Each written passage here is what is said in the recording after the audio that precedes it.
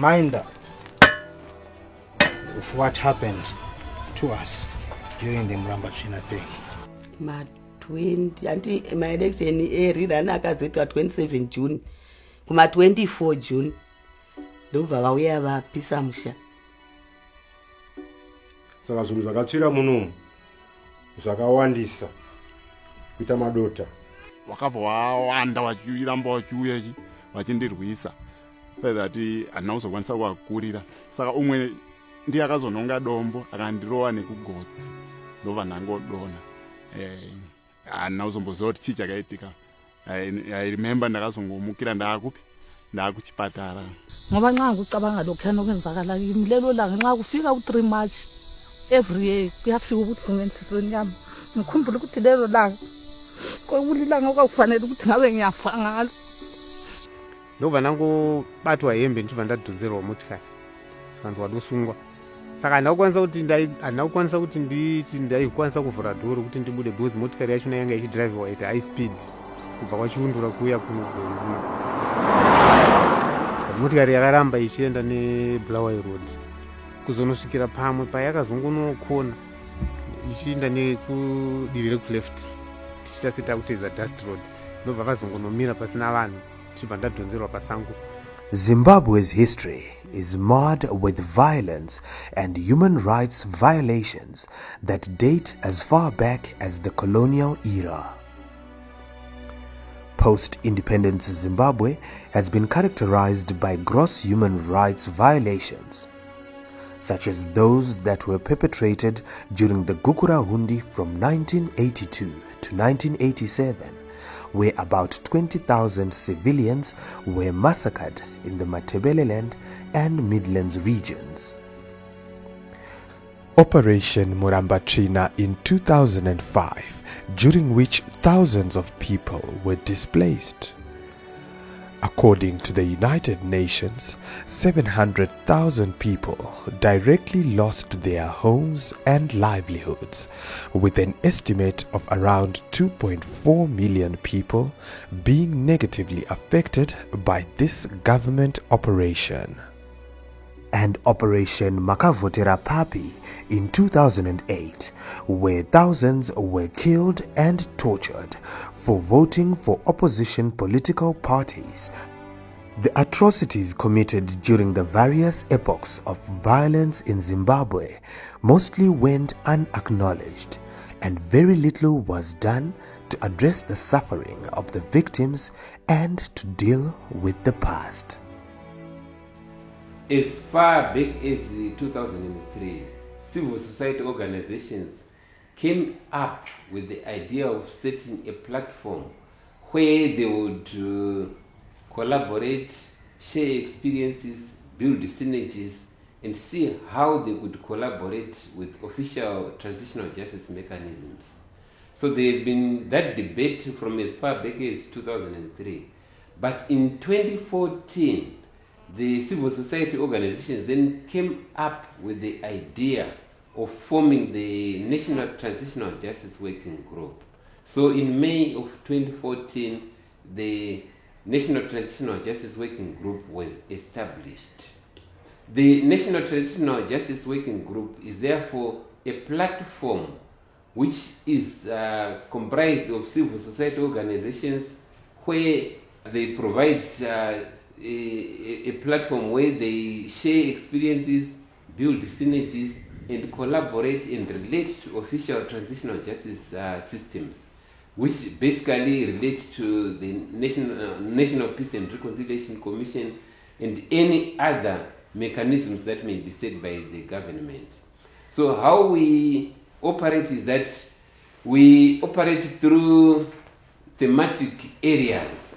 And some of the thematic areas relate to truth and memory, justice and accountability, gender, and others. So these thematic areas are then led by members who constitute members of the working group. And we also have experts that help us in the processes. We also have an international advisory board. We also have a secretariat which currently is hosted by the NGO Forum. Over the years, the National Transitional Justice Working Group has created an opportunity for transitional justice stakeholders to contribute to any national process aimed at achieving post-conflict justice, healing, and reconciliation. In January 1983, a crackdown by the elite 5th Brigade in Matabeleland and Midlands was initiated to purge dissidents, and it lasted until 1987. Still glowing in the shine of her childhood, a young girl was caught up in the crackdown, and she suffered emotional and physical scars that will never be erased from her memory and are still vivid decades later.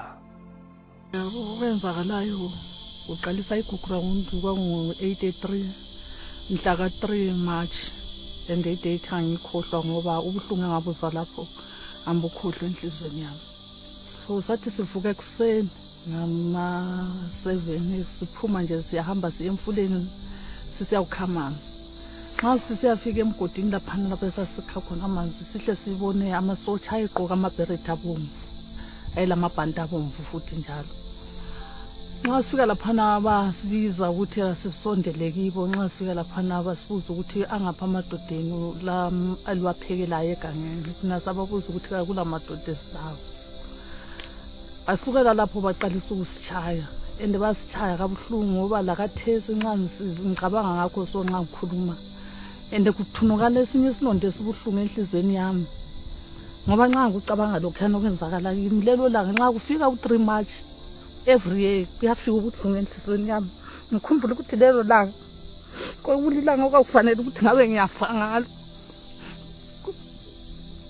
Ngakho-ke ubuhlungu engabuzwa lapho ngachaywa phambi kwethu kwakule nkomo. Inkomo lezo nxa zazidlula zadutshulwa. Ziphonga udutshulwa nje kungela sizathu ukuthi zidutshulelwane. Sithe nxa sithayiwe laphana ngalimala ngoba ngilobuhlungu embuzwayo lakathesi. Sukela lapho abangani bami engangilabo oyedwa wafa walahlwa ngoba asuka lapho bamdubula. Nxa kumdubuleni lokhana bakwenzayo, nxa ngikhuluma kanje ngiyayibona ifilimu yakhe. Usuka lapho wathiwa simbambe simthwale, samthwala samthutha samfaka eceleni kwendlela. Sithe usuka lapho sasesithathwa sasiyathoniswa ebhesini egangeni sisiwa ubuhlungu sichaywa kuthiwa sichaza ukuthi ama-dissident angaphi. Sachaywa bakithi ngoba ubuhlungu lobu angibukhohlwa la namhlanje. Nxa ngisizwa ubuhlungu embuzwayo enhlizweni yami nxa kuqalisa nje umnyaka ngathi January February nxa kusiyafika uMarch ngizwa ubuhlungu obunye obubuhlungu ukuthi lakathi silanxa ngikhangela nje umuntu ngimbone egqoka ibherede ebomvu laphana luyafika uvalo lungishaye lungiqede ngithi mayoyini. Nxa mbona lumuntu mbone ngani mbona izitha zami ezaphusa zambulala mhla ka3 March. Kusukela lapho ngithe semfike koBulawayo sengelatshisiwe empilo ngahle ngahlala koBulawayo ngaze ngabuya ekhaya sokudlule, kodwa ngazochayisana futhi lokunye okufanana lakhona lokho ngoba ngazowabona futhi amasotsha wona lawo ubutho abantu besiwa eDambaje ngale. Sichaywa abantu kuthiwe nginje inqondane lo mama umbe lo mama zala kuthiwe kasichayana. Sachayana sichayana nxa ukuthi wena umchambijana ulaliswe phansi kudojwe loba idroppers njoba linje lithelwe phezulu kwakho. Kungakho lokhana okweGukurahundi kumbe kuzaphela enhlizweni kasikwazi ngoba nxa ukukhulunywa ngakho so kule film esuke ifike enhlizweni usucabanga izihlobo labangane silahlekelwe ngabantu abanengi endaba yeGukurahundi. So singakwazi ukuthi kade kwakuvele kuhlosa ukuthi kufanele ukuthi siphele kumbe kusala abantu babe khona. Kungakho nxa ngicabanga ngaso sonke isikhathi nxa nihlezi ngiyafikelwa ukuthiselwa ngizizwe ngiginqa sengaze ngangenwa iBP, and ngasukela khona lapho ngalesikhathi sokufikelwa ukuthi nxa kunje kusiba amazi mbe ngoJuni isinye sami siba buhlungu kulesihlabo kuhlezi kubuhlungu kuyavuka nje ngesikhathi lokuthi mbambe izinto ezinzima ansazibambe ngendlela ukuthi ngendlela enganisebenza ngayo. Kungakho nxa ngicabanga lokho ngizwa ubuhlungu obukhulu kakhulu enhlizweni yami, obukhulu sibilo ukuthi ngize ngizizwe ukuthi ya lapha ngalimala. Kungakho ubuhlungu bakhona ukhanya ngani abuphele enhlizweni yami. Gift Konjana lost his job at the post office and invested his savings into a tuck shop business. But all his hopes and aspirations were destroyed in 2005. Actually, on the day in question, I was not around. I'd left together with my wife to a rural home in Buera for a funeral. During that funeral, that's when I received a call from here that the municipality bulldozers were actually around. They'd come to destroy the building, my tuck shop. I was shocked.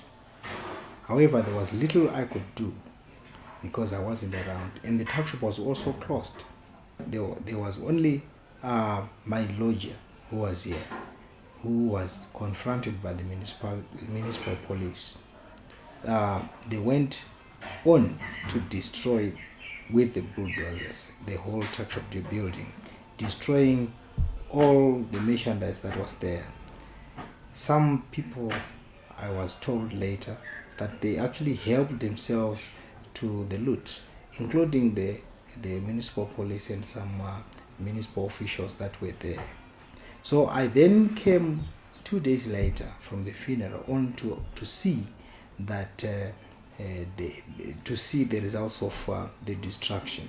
The tuck shop was razed to the ground. There was nothing to save from the whole rubble that was there. I recovered nothing at all.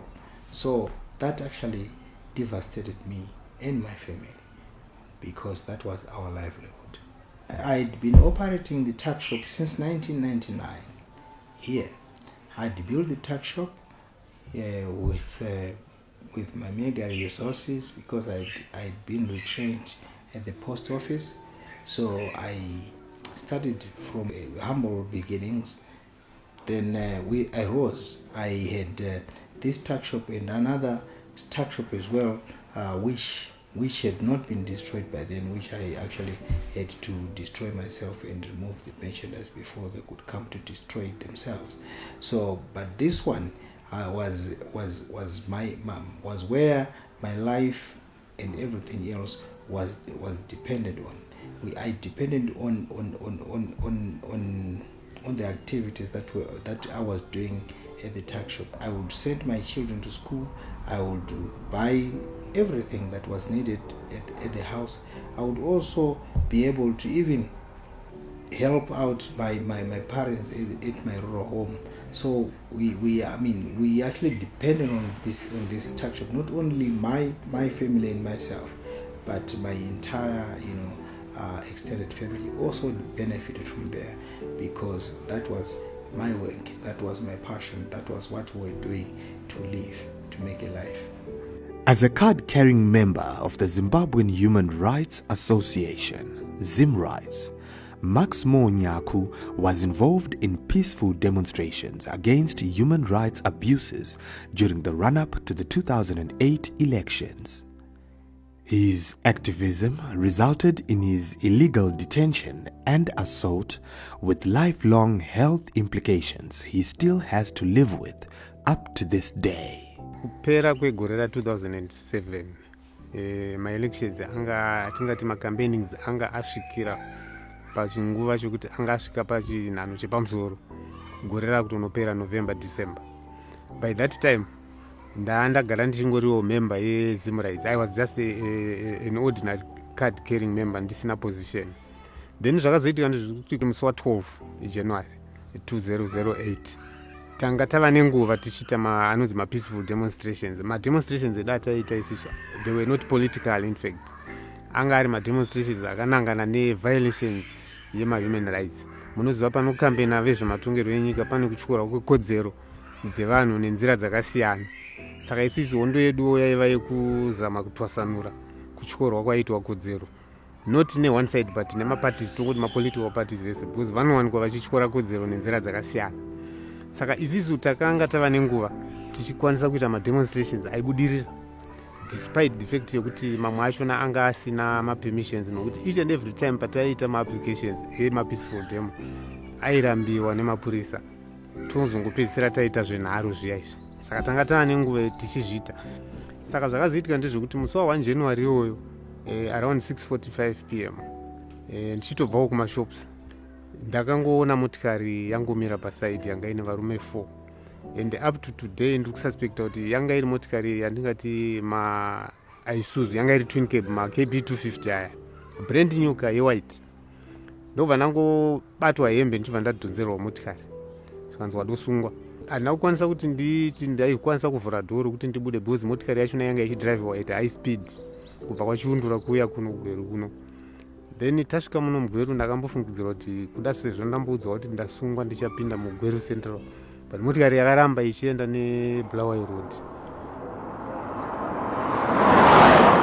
kuzonosvikira pamwe payakazongonokona ichienda nekudivi rekuleft tichita setakutedza dust road, ndobva vazongonomira pasina vanhu chibva ndadhonzerwa pasango. Zvikanzi pano ndo paunotaura zvese, toda kuti utitaurire kuti mafuture plans ese emademonstrations amunoda kuita akambomira sei, uye tiri kudazve kuti iwewe utitaurire kuti vanhu vatingati mastrong members mumademonstrations amuri kuplana anonzi mastrategist ndivanani, maacademics vatinoti vakadzidza vane ruzivo stereki vanova ndo vatinotarisira kuti ndo vanokufurirai ndivanani. Tichidazve kuziva futi kuti funding yeorganization yenyu inombowanikwa kupi. Tozodazve futi maphysical addresses evanhu vese ivavo vatiri kutaura nezvavo kuti tovada panapa kuti utitaurire. Toda zvese izvozvo zvinobva ndapuwa bepa zvikanzi nyora apa, ndobva ndaramba ndikati aiwa izvi zvese zvamuri kubvunza izvo handina ruzivo nazvo izvo. Chandokwanisa kukuudzai chekuti head office yedu yeZimrights iri kuHarare, you are free, you are welcome, munoenda. Saka ndakatanga kurohwa vachishandisa zvibhakera, ndikakaviwa kubva kuchifuva kusvikira kumarutivi gwemuviri wangu kwese uku ndichimanikidzwa kuti taura. Saka handina chandakakwanisa kunge ndichitaura ipapo. Pautano ndava nedambudziko rakakura kusvikira ipo pari zvino pandiri pana. At times zvinotomboenderana neweather kuti kana kuchibuda makore dzimwe nhambo kuita kunge munhu akaitwa operation asi isiri operation. Ndinoita anenge anonzi maside pains nevamwe, but ndinotosuspecta kuti anogona kunge ari makidney yava kunzi kidney problem yayo. Idambudziko rakatokura rokuti each and every time ndombotraya kuenda ndichinozvirapisa, but munongoziva kuti zvinhu zvacho zviri kudhura ka. Saka ukaenda uchiti ndoda unotarirwa makidneys kuti uchingoongorogwa kuti ndiwe here kana kuti ndo hasiwo ari kurwadza, mari dzese dzitaura dzachona ina handidzikwanisi. Saka kungoenda at times ndichingonoti masaidzi angu aya asungudzwa zvakanaka, ndo ndine ndiine suspicion yekuti makidneys, but handikwanisi kuti ndinge ndichinoskaniwa because mari dzacho handidziwani. Then ndiri kuita machest infections because ndaitsikwa chifuva chi. Ndo zvandingati dambudziko randakatofesana naro izvozvo. After the general elections of 2008, all other results were announced swiftly, but the presidential results were held back for over a month. Zimbabweans waited, and finally it was announced that opposition leader Morgan Tsvangirai had won. However, the rewritten electoral laws prescribed an election runoff which was characterized by violence of immense proportion. Ini ndaiva ndiri candidate ndichikambena kuita kansela ndiri kubato reMDC. Saka takakontesta tikasvika pakuenda kumaelection ndobva ndawina. Results edu isu akabuda emakanselasi akangobudira ipapo, zvakaitwa zvakanaka zvikangobudira ipapo. Takazokanganisika pakusaibuda kwemaresults emapresident. Akatora nguva asina kuanaunsiwa. Saka isu sevanhu vakanga vahwina tata kutoita mimwe misangano yekuti tione kuti patinozogadziwa kana kuitwa sonini tiriwe toshanda sei. Saka taenda kumaofisi kujerera tichindodzidziswa zvokuita. Ndiri chairperson weward kumusangano weMDCT and takanga tawina sarudzo samamburi muna May musi wa 13 May ndakatambira tsamba kubva kune utungamiriri weZANU-PF vakanga uchiti imimi sachairman weMDC mune vanhu vanokuteerai vakawanda muno muward, saka tisikuda zviri kuitika mutoko inzvimbo iri pedyo nesu kumhiri kwaNyamombe. Vanhu vakanga vakutemana vakugurana maoko zvezvo zvekuti pane vanhu vanga vaunzi mashortcuts nemalong cuts. Saka ivo vakati hatisikuda kuti zviri kuitika kwamutoko zviitikewo kuno kwakaterere kuno kunyanga. Saka uyai tigare pasi, utungamiriri weZANU-PF nemiwo neutungamiriri wenyu weMDC titaurirane kuti paranof hatisikuda mhirizhonga ine chekuita nezvematongerwo enyika. So ini ndakafunga kuti zvinhu zvakanaka, saka ndobva ndaendawo. Ndakaenda ikoko, ndakaenda ndakapfeka t-shirt yakanga ine picture yaMorgan Tsvangirai. Saka ndichisvika ndakasvika nekumba kwasekretary wedu weInformation and Publicity. Ndobva ndiadvise kuti Mr. Gombe madei kubvisa t-shirt. Ndikati aiwa ndingabvisika t-shirt yangu because tiri kunotaurirana kawa weZANU vanenge vakapfekawo yawo, inofanira kunge ndakapfekawo yangu kuitira kuti zviite zvakanaka because tiri mapato ada kutaurirana nenyaya yemhirizhonga, toda kuti munzvimbo medu muite runyararo. Saka patakaenda kuHavila panoitirwa musangano paHavila Business Center pamashops panoitirwa musangano, chakandishamisa ndechekuti ndakatanga kuona vanhu vakawandisa especially vechidiki vakanga vakapfeka ma-t-shirt eZANU-PF. Saka vamwe vangu vakabva vatya vakati isu hatichaende. Ndikati ini rega ndiende ipapo ndinozoti chii choda kuitika. Saka takazoti rimwe zuva ndobva tanzi kwauya shoko rekuti shuwa kuchashungurudzwa vanhu kana kurohwa kana kuitirwa zvimwe zvinhu, asi hatizivi kuti kuchashandiswa chii. Saka makandidate mese makahwina muri kunzi munofanira kudi kuurawa nokuti kunotorongwa kuitwa mamwe maelection rerun.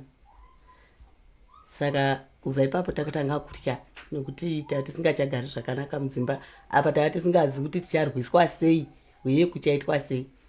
Saka nekufamba kwenguva zvakatozotanga zvakaitika. Vakatanga ita misangano yavo vachiunganidza vanhu vachiudza vanhu kuti vese vakahwina veMDC tinoda kuvauraya. Saka muno muwadi vaita misangano yavo, isu nokuda kwokutya tati tisingachaendiko nokuti taitodomwa mazita. Ndokuzoti rimwe zuva musi wa 1 June kwakuedza ndingati kwakuri kuma 4 yemuna June, paiva nembwa dzaiva pano 3 dzakabereka. Saka zvakaitika musi uyoyo pakasvika umwe murume masikati akati mukuwasha madii kubva panapa, shuwa kuri kunzi munourawa. Saka baba ndobva vati ini handikwanisi kubva pano nemudzimai wangu nokuti mudzimai wangu wakavhoterwa nevanhu. Saka kuti ini ndigotiza nemudzimai wangu tinenge tatiza vanhu plus tine mhuri pano, tine zvipfuwo plus musha, uye hapana munhu watakakanganisira wekuti tingatiza tikaenda kumwe kunhu. Isu kazvangoitika ngazviitike tingova pano. Saka takazovata musi uyoyo, yanga iri Saturday. Mwoyo isingachagadzikani, asi kuti hapana zvataita nokuti vana, zvipfuwo plus kufunga vanhu vakativhotera. Tatichimbovata mudondo pamusoro pegoma nevana, ndokuzoona kuti vana vabatwa neflu hazvichaiti kuti ndindovata navo. Baba vakati imi chivatai, ini ndoenda ndondovata mudondo ndichiona kuti zvinofamba sei. Saka baba vakaenda ndokundovata kuda kwavo kwatova kuma 1 dzeusiku, vana ndatovaradzika mumba. Saka ini chizoteera ndichindovata kungopinda mumba ngondodai.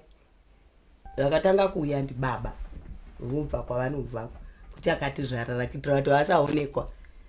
Tichindovata tataurirana kuti vhurai zvipfuwo zvose, kuda vangasvika vakapisa madanga nehuku nenguruve taiva nadzo nembudzi taiva nadzo.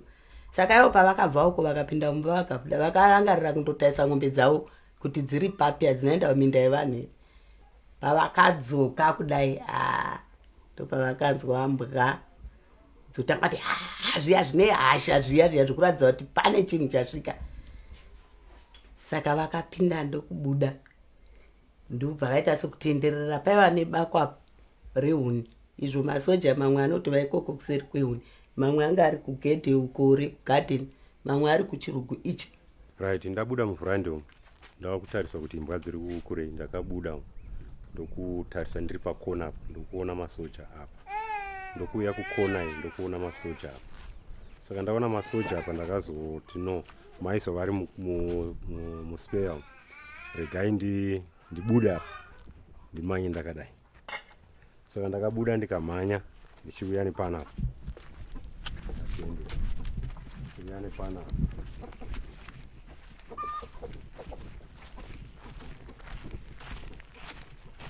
Ndaitomhanya pano kunepa. Ndasvika panapa ndakazoona masoja 2 akabuda nekarodhi ari apa.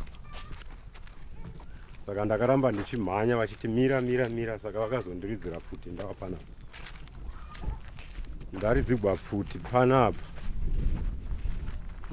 Futi yakandirovera ruoko urwo unoona pano. Futi yakarova iyi. Saka ndarovwa nefuti, ndakaramba ndichimhanya ndobva ndasvika apo. Then wakutanga kuimba ini ndakangoramba ndakanyarara. Ndobva zvanzi kana musingadi nezvepanapa simukai panapa muende. Saka ini ndakabva ndangosimuka paya ndakutanga kufamba. Zvikanzi uri kuendepi? Ndikati handiti mati kana usingadi nezvepanosimuka uende. Saka ndakubva zvangu zvikanzi hapana kwaunoenda. So wakabva wati mayouth batai munhu. So mayouth akatanga kundirwisa. Saka vazhinji vacho mayouth acho vanhu vekuziva. Vamwe vacho ndinogara nawo, mumwe wacho ndotogara naye panext door neni panapa. So waitya kunditanga.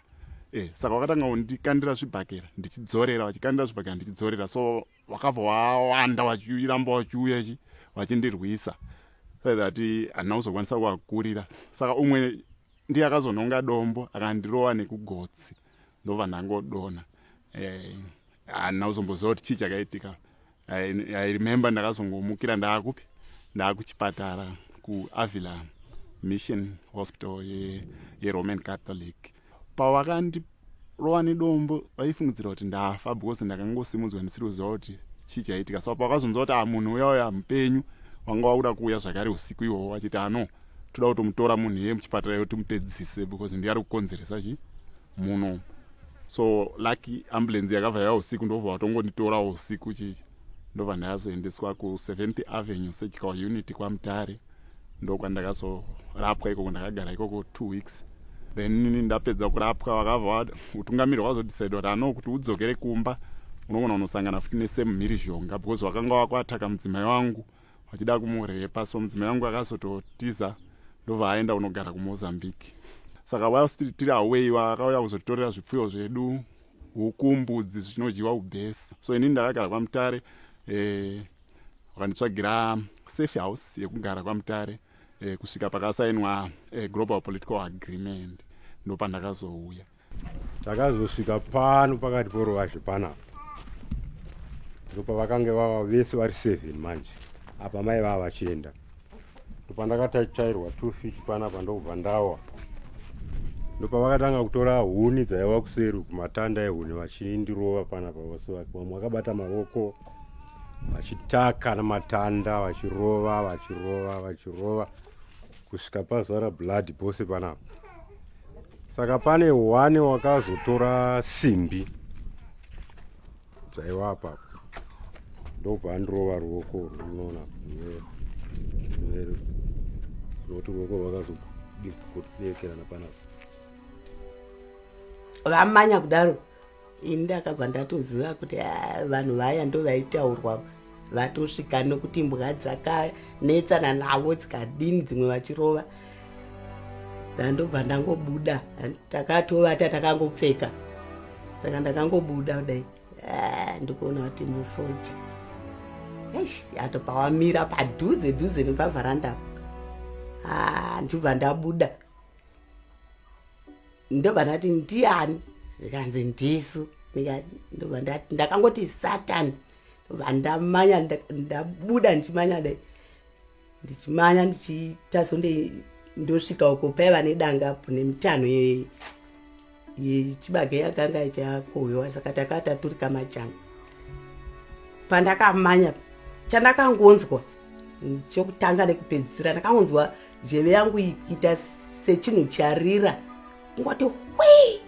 Saka handina kuzonzwa ati ndina chimwe chandakazonzwa, ndandongomanya ndokundopinda nepabvutereni. Mwedzi wangu wachangobuda wati kwirirei makuseni wawo koidzi, ndokundopinda nepamajanga pabvuri redanga nemajanga janga, ndibva ndapota kuseri.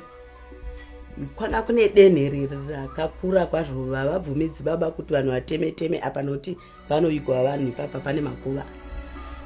Saka ndakangondopinda paya ndichizama kuti ndipinde ndakamira ndakakundikana, ndobva ndangowira pasi kudai. Izvo Mwari watoti wira pasi wane kudi kukambaira, ndibva ndawira pasi ndichidai handichitokwanisa kukambaira ndichipinda mumakuva. Ndichingondoti panotangira makuva kudai ndikanzwa maiwe baba vabatwa. Veitweiko vatobatwa vobva uko, ndongonzwa nzwiro kungoti ini handina kuvaona, imi ndimi matovaona. Mudzimai wamunoti mudzimai wako uri kupi? Imi ndimi matobva kumba, ndimi matomuona, ini handina. Uye handina kuziva kuti imhosva kuti mudzimai wangu aite kanseri, nokuti isi taingoudzwa kunzi zvinobvumidzwa.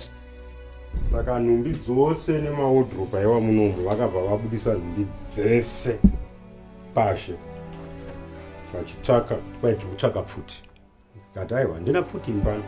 Vakati tiri kuudzwa kuti une pfuti. Saka vakazuza nhumbi dzese dzikazorarwasha, hapana chakasara munombo. Tikati propati yaiwa munombo yaisati ichatokwana mumba munombo, zvokuti taitokata kufunga kuti toda kuputsa kuwedzera dining. Vana pandakaridzirwa ini iyo musikana uri pashi ndiye wakamuka ndokuda kuuya kwandiri. Saka wakangobuda wachimhanya ndokudai zvokuti deno Mwari asingaiti kuda kwake, iyeye ndiye uyu ndiye wafana kufurwa, nokuti ini ndakandatiza ndakadai, iye wakazopona akadai achimhanya achienda kumishairi miruko. Ava 3 vakasara vakazobatwa vakanzi hakuna komunoenda, garai pano, zvose zvomunoda kuita itirai pano. Saka zvivana izvi ndo zvakazokwanisa kusumudza sekuru zvichivaisa mumba kuti vatoona kuti izvi vava vatofunga kuti sekuru vedu vadi vatoshaika. Hanzi pane umwe wakanga abvisa kuda pafuti pane banga here riripo, oda kuti ati vabaya rokupedzisira kudai. Saka kwatoidza kwachena. Uyu musoja mukuru waitungamirira masoja wakamboshanda nawo kuami, ndo vakazotanga kuona kuti hauziwe David chawatama here. Vakati ndiniko iwe, zvaita sei uchindikuvadza kudai? Zvikanzi sorry handina kumboziva, sabhuku vako ndo vakati wakabuda kubasa nepfuti. Saka kana muchitomuvinga muvingei makadii, makasimba nekuti munondokuvadzwa une pfuti. Saka vakatokasira kuti mamwe vaya chitobvai vachibva vabva vachidi vachinda. Ini pandakamhanya ndichindawo ndakabva ndananga kumapurisa kukembi. Ndichingonosvika mukembi vakabva vandizivazve mapurisa ika, zvaita sei madha? Ndikati ndo zvaitika zvikaishuwa pfuti tadzinzwa, asi hatina kuziva kuti ndimi. Zvino isusu panapa hatibvumidzwi kukubatsirai, nokuti simba rese rakapiwa mayuthi. Isu tinongotendedzwa kundotakura wakuvara newafa. Officer in charge waivapo akati mai ava vana mhosva yavakaita pavakomana, regai tindoona kuti baba vakuvadzwa sei nechii, asi totongodarika mutemo. Asi madha, imi hamuchaindi nokuti ndimi muri kutsvagwa kuti muurawe, chiregai tindobatsira baba. Ndikati ina handisari, ndoda kundoona kuti murume wangu mupenyu here kana kuti vana vangu vandasiyapo vapenyu here. Vakati alright, tichipindai mumota. Ndobva vandipa tauya nemapurisa 15 vakati mogona kundokuvadzwa. Saka tichisvika panapa wane musha wose wazara neropa. Saka mapurisa asvika ndobva vatoti chop chop tobatsira baba toenda nawo kuchipatara. Ndobva tapinda mumota zvikanzi pano hamuchadzoki nokuti ndimi muri kutotsvagwa ende munotouya mukatorwa. Imi munongotova kuti munourawa, hapana zvimwe zvinongodiwa.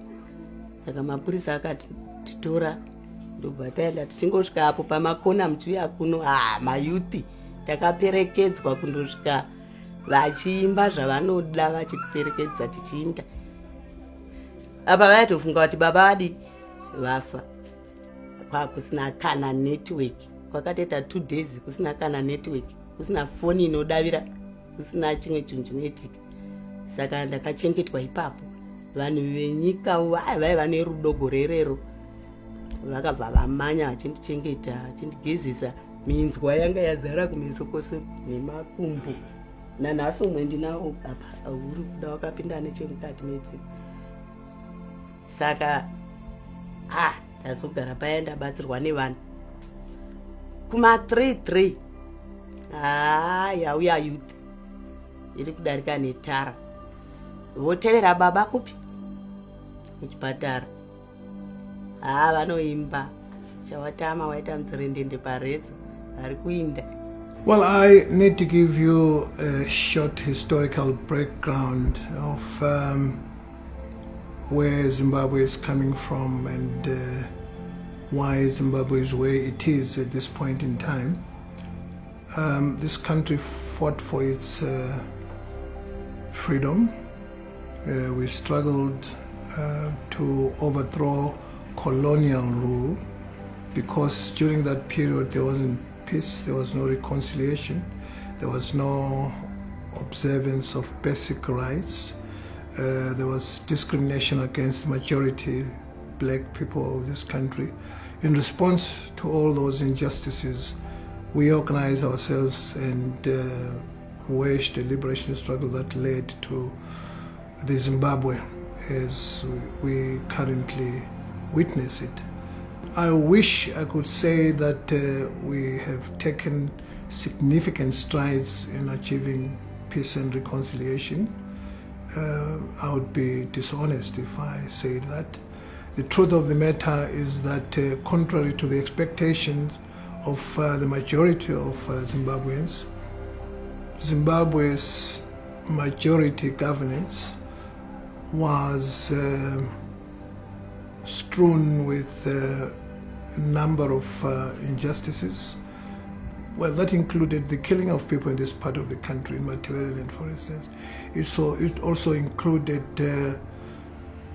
elections that could never be considered as free and fair. Every electoral episode that has happened in this country can't be described as being free and fair. There hasn't been much reconciliation, particularly between and amongst different ethnic groupings. That, in my view, can be attributed to historical factors. It can also be attributed to skewed distribution of resources. If you go to Manicaland, people there complain of the unfair distribution of diamonds, for instance. If you come to Matabeleland, people will complain not just about the killings that ensued, but they will also complain about the lack of access to basic amenities, including resources that they think they are entitled to, being resident of this particular area. Zimbabwe wrote a constitution. A process was put in place referred to generally as COPAC, which brought about a new constitution. Unfortunately, it did not really bring about a new constitutional order. We still find the absence of constitutionalism in this country. We have a fairly decent constitution, which if adhered to, which if implemented, Zimbabwe would consider itself as belonging to a club of countries that adhere to their constitutional order. We would be very proud of our constitution. Unfortunately, Subsequent events have demonstrated how fragile our constitution is. We've had a coup d'etat, which itself is a violation of the constitutional order. We've had extrajudicial killings. We've had severe violations of human rights. We also are witnessing a country that is severely impoverished. All this has to do with failure to adhere to the constitution. The levels of corruption that we witness in our country can also be attributed to failure by those in power to adhere to the basic tenets of our constitution. I am hopeful, though, that young people in this country who have witnessed through travel, through internet, through other forms of communication, they have witnessed better ways of running countries, be it in Africa, be it in Europe, be it in Asia. They have examples that they seek to emulate. My hope is that as soon as young people are in charge of this country, we will not only witness reconciliation, we will also witness strict adherence to the values of the constitution. Saka zvinhu zvakatsvira munomu zvakawandisa kuita madota, makakandwa mapetrol bomb ndobva aita zvokudhuka. Saka maiva nemastovhu, magasi aiva munomu akabva awedzera moto. Tabva ipapo takandopinda muimba yaiwa apa yeraundi apa. Ndakaisa zvinhu zvomwana zvaaida kuvakisa. Maamune mibhedha mitsva about 3 yatakatoturika kumusoro nyowani. Takapinda maiva nezvimwewo zvinhu zvaiyevedza. Chinhu chega chega chachakavanakira vaitakura vachiisa mumabhegi avo vachiinda. Apa paiva nekicheni. Munhu wakaita zvinhu izvi haagari kure neni. Saka zvinhu izvi zvinonyanya kutishungurudza zvikuru nokuti haatipi nguva yekuti tizorodzewo pfungwa dzedu. Unongotaura zvaanoda. Saka ndakasvika musi wandakazoperekedzwa ndouya panapa, ndakabuda ndakadai napapo. Ndokuona kuti hapana muZimbabwe. Dzose ndobva ndandogara pamadziro apo. Ndakazobvawo pano zuva rotovira. Ndatombotsvaka ng'ombe dzangu ndaona kuti ng'ombe dzangu dzakatoshota nenhatu. Mukatarisa imba iyi haisisina mawindo peni, hakusi kuti takabvisa. Akatsva nomoto. Handimoona kutsemuka kwamakona ese ayo. Moto ndopa yakatsemukira ipapo. Ndikayeuka zvinhu zvangu zvaiwa panapa ndinova kurwadziwa zvikuru. Zvinondirwadza zvikuru kuti nditi ndichakwanisa kuzviwana hazvichagoni. Nokuti zero randawa naro ndatokura handichakwanisi kudzokera kubasa. Zvinhu zvizhinji zvavawo muzvimwe zvokuti tizokwanisa kuvaka musha. Kuti ng'ombe dzakava dzasara ndo dzandakatanga kubvisa ndichitengesa, ndichivaka imba yapera, ndotanga futi kupinda mudanga ndotengesa. Because hapana pataigona kuisa vana. Karaundi kareva apo ndokatakatanga kuisa denga kaiwa koko. Ndokugara tese navana muimba 1. Ndokuona kuti hazviiti. Ndokuzovaka iyo yakati tarauke. Ndobva ndazovaka flati. Dziri ng'ombe dziri kubva mudanga. Ndokuzovaka iyo raundi. Tichingobvisa ng'ombe. Ngadeni tairima nzimbe dzakawandisa, vakapinda vakakwaza. Sara mangu wa ground. Pfuma yedu isati tagadzira pfuma yedu tichichengeta tatangoita vanhu vane zvinhu zvavo. Saka zvose izvezvo zvakadzokera sure kushayiwa kana pekugara, dzimba dzose dzakatsva. Pfuma yedu ikaparara, upenyu hwevana ukaenda musango. There is need yekuti pange painewo kodzero dzevanhu vakashungurudzwa dzinge dzichikwanisa kutaurwa nezvazvo. The right yekuziva chokwadi kuti chii chakaitika, then the right to restorative justice. Zvinhu zvatakatorerwa izvi zvinofanira kudzorerwa. vanhu vakatiponda vanofanira kunge vachibuda pachena vachitaura vachiapologiza kuti nozvatakaita handizvo zvakashata. Mbudzi dzedu, mombe dzedu, zvipfuyo zvedu, huku zvakatorwa, vanhu vachinoisa mumatanga avo vachitora zvavo vachinodya kumabhesi, zvedu zvochengetwa mumatanga avo, tichiri kuzviona nanhasi. Zvinhu izvozvo tinozvida kuti zvidzokere, haisi mhosva. Kana ini ndichinotora huku yangu yandinoziva kuti yakatorwa nababa Nhingi, vanayo mutanga mavo, nokuti vari kuchiwa breed rangu, vanayo mudanga mavo. Then ini kana ndakunoitora huku iyo ndonzi ndiri kuita extortion kana ndiri kuba, handizvo. Saka isi tiri kuti tinoda kuti pave nejustice mazvona. Kune zvematongerwo enyika hakunei kuti mudzimai kunongobvumidzwa, hakunei kuti uri mukadzi kana kuti wakadii kunongobvumidzwa. Unongoitawo zvomunongoita kuchechi, kuti kana wachida Roma unoenda kuRoma, kana wachida Dutch unoenda kuDutch.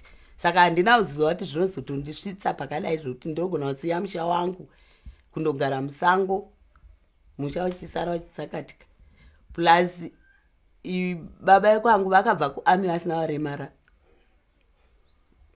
asi nokuda kwezvematongerwo enyika zvakasakisa kuti vatozova chirema ruoko, pambabvu, zvinosakisa zvoti zvinhu zvinogara zvichingorwadza muchitsvaga kundorapiwa. Mabasa mamwe mumwe musi hamuiti, unotonzwa kuti nhasi kune makore, ndofunga kunoda uya makore. Saka zvinhu zvakandikanganisa izvizvo, kutanga kufunga patsva. Hurumende yagona kusunungura vanhu vakaita sesu vakarasikirwa nezvo zvakadaro, especially midziyo yamai. Handizivi kuti hurumende iyo pachayo inokwanisa here kuti idzose zvinhu izvi, nokuti haidi vanenge vari kutitaridza kuti ava vakaita havasi kusungwa. Toenda kuzvinhu zvese zvimwe zvaiva pamusha uno nedzimba dzangu. Ini ndakarusa mombe dzakawandisa, asi ndandavaka musha wangu ndisina chimwe chinhu chondinorusa. Ndakavaka musha wangu ndichakasununguka, ndichine zvinhu zvakawanda, asi wakazoparadzwa. Ndokuzotanga kutora pfuma yandandatenga ndichiti indibatsire mukurarama kwangu nokukura kwangu nendaita. Ndo yakazovakisa zvemusha. Saka inini zvinhu izvi ndandichida kuti zviripiwe.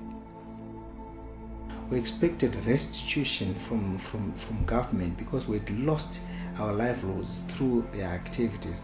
If they'd actually given us warnings to say they were coming to destroy our properties, maybe we could have saved some of the merchandise or even looked for some alternative accommodation where we would continue with our activities. But the way they did, we lost out everything and we had nowhere else to start from. So we lost the business that we're doing. So when government actually initiated this Garikai program, we thought that it was intended for the people that had been victims to the Murambatsvina thing.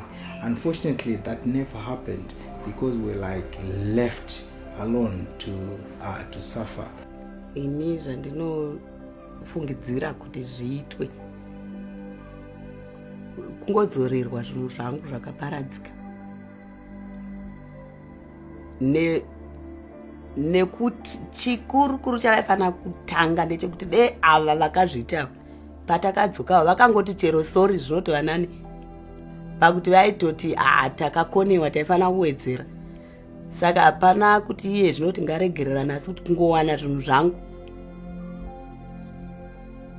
Hamene kuti vana vangu kana vachingowanirwawo zvimwe zvinhu zvokuvaripa kuti vawane chinhu pokutangira kuti vatotanga upenyu utsva. Hamene kuti kuhurumende kana kune ivavo vakazviita sevana ng'ombe yavo. Pari zvino ndingati panyaya dzeactivism ndatosimba kudarika zvandaiva ndiri. Handina chandinocheka ende handina tarisiri kuti ndingadzokera kumashure because zvinhu zvatori muropa izvi. Unoziva ukatadzirwa panyaya dzekutyorerwa kodzero, une uchingotarisira kuti munhu atyora kodzero dzako anofanirwa kusungwa. Ndinoona pane dambudziko rekuti nenyaya dzekuti vanhu vanoita izvozvo havasungwi, ende vamwe vazhinji vanopedzisira vatochinjwa munzvimbo yavanga vachishandira vava kumwe, haukwanisi kuzovawana futi vanhu vakadai. saka inyaya yandingangoti inotinetsei. Chandingangokumbirisa kuti dei chiri chinhu chinenge chaitika ndechekuti sezvo ndiri munhu ari muactivism ende ndiri mutungamiri kunyaya dzakadaro kunana Zimbabwe, ndiri chairperson wedistrict, ndinotarisira kuti chokutanga 1 pange paine gadziriro yemalawyers zvakasimba kutiwo kuchingokanganisirwa ngapave necommunication yakasimba yekuti nyaya dzakadaro dzikurumidze kusvika, endezve ngapave neurongwa hwandinoona sokuti hunge huripo hunogara hwakatichengetedza kuti iwo maorganizations pachezvavo tisati taenda isisu kunoripota kwavari kuti hakuna kundo zvatiwira, ivo vane humwe urongwa hwavanoitawo here seorganization, kana kuti iyo organization itsachi igarewo yakagadzirira kuti tine vanhu vakaita sevatungamiri, vanhu vanongovhiringidzwa chirunguva, havanawo here nzira dzavanogona kutichengetedza nadzo than kungomirira isisu kuti tizoripota kuti ndarohwa kana kuti ndazoitwa unlawful detentions zvakadaro. Ubuhlungu lobuyana ukuthi kumbe buphele ngaphakathina kwezinhliziyo zethu, kumbe ngabe sithola ukuthi kumbe sicompensate njengoba sesinjengezinto eseziyizilima, ngoba ngasakwanisa ukuthi ngizenzele imisebenzi engangiyenza izolo. Kumbe nxa kumbe ngazuza ukucompensate lapha ukuthi sithi thesa abantu babhadelwe, kumbe sithi thina kumbe sithola imisebenzi ukuthi sizincedise ukuze kuphele, ngoba uhlupho lokwenza lungapheli kithi luhlupho lodubo esihlangana lalo khona lapha sihleze eZimbabwe, ukuthi bakithi sihlukuluzekile kakhulu, kodwa ukuhlukuluzeka kwethu kakupheli lakathi silokho sihlukuluzeka. Kungakho nxa kuyikuthi singazuza usizo lokuthi nje kumbe uze ngithi hayi sibili lapha sokuphelile, kumbe nxa singazuza ukuthi siduthola umduduzo nje, ukuthi siduduzwe nje sicompensate mhlawumbe kungasuleka ezinhlizweni, ngoba siyabe sesithi hayi kusokuphose kwangani kuyamendeka ngcono ezinhlizweni.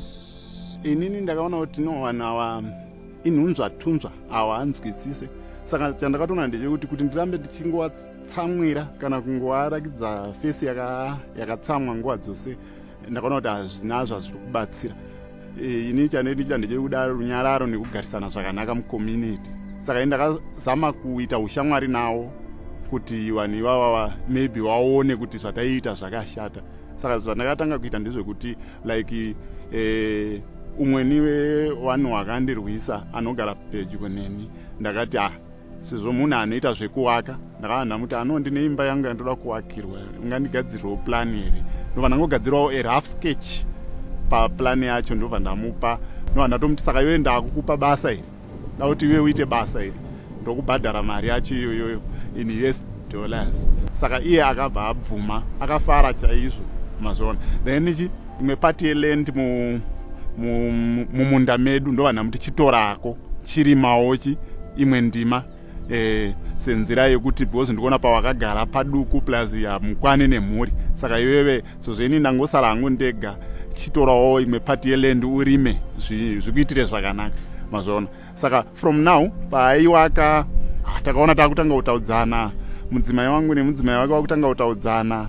Sometimes kana wasina mari wanogona kutouyawo pano wachiti mungaitawo mari, ndoda kuita zvakati, kana isuwo tine chatinodawo takutokumbidzanawo zvinhu, kana pakaitikawo nhamo takutoendawo kumba kwavo tichinobatawo maoko, iwo wachitouyawo pano. By so doing ndakaona kunge zviri kubatsira, because iye akutoona kuti zvandakaita, because sometimes anototaura kuti noona Mr. Gombe zvakaitika paya kwanga kuri kungoshandiswa mufunge, taimboziva kuti tiri kutokutadzirai zvakanyanya, nini handichade zvekushandiswa nevanhu vezvematongerwo enyika. Saka ndakaona kunge inzira yakanaka chaizvo yekudzorodzera zvakamboitika, yekuita normalize my relations. Yes, they've been past violence, but they've been all these efforts dealing with our past violence. And I believe that if we go back to basics and relate to the issues to do with the right to know, the right to justice, the right to reparations, and the guarantees of non-recurrence, and we establish a national policy on transitional justice, and then come together as Zimbabweans to do transformative transitional justice, so that at least there will be no violence that ever recurs again in Zimbabwe. So we will be able to establish good issues to do with transitional justice, and do away with violence and say never again to violence. I think the working group has done a lot. It has taken the TJ to the communities in the rural areas, but still I feel Zimbabwe as a country and even the government has a lot of work to do, because with the survivors alone and without the input of the government, you'll find that the TJ process is not going to be very much effective. So as a working group, we would love and like that the government actually takes the most part in the process of transitional justice. Ini zvandinofunga kuti dai zvaitwa ngakungorega kumbunyikidzwa vanhu.